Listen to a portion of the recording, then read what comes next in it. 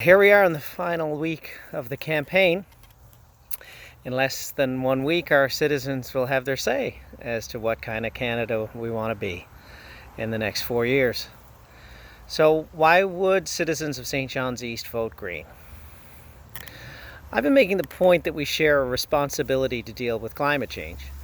If the green vision for Canada prevails, we'll pass on to our children a less damaged world than if we vote for candidates of the other parties. It's also true that the Greens are big on social justice, the promotion of a more level and just balance in society. We believe that society should reward people for investing in their education and doing important jobs, but we believe these rewards should not be like winning Lotto Max. The more we allow wealth to be concentrated at the very top, the less we will be able to maintain a social safety net, and the more broken our communities will be. It's no secret that in Newfoundland and Labrador we're virtually bankrupt, and it's no secret at all. I remember thinking when the province announced the sanction of Muskrat Falls that we had just taken the cash or debt that we'd gotten from the oil boom, took it to Vegas, went to the first roulette table we could find, and put all the chips on one square. Snake eyes it was. Like you, I'm horrified that here we are again in 2019, cap in hand with Ottawa, looking for a handout. How that's going to play out, nobody knows. Even the Reds and Blues in this federal election campaign are being completely vague with, will support Newfoundland and Labrador words. The Green Party of Canada today issued a national press release outlining a plan to mitigate the financial catastrophe that is Muskrat Falls.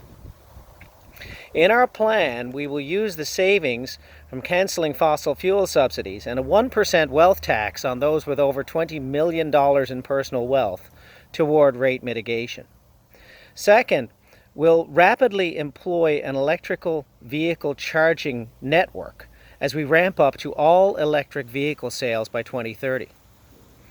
The electricity powering our vehicles will be much cheaper than the gas it will replace, and it will be paid to ourselves at Newfoundland and Labrador Hydro instead of to the oil company shareholders. Finally, we'll negotiate with Nalcor to ensure that Newfoundlanders and Labradorians are encouraged to generate renewable energy from the province's enormous wind power potential for local use at far lower rates than from Muskrat Falls.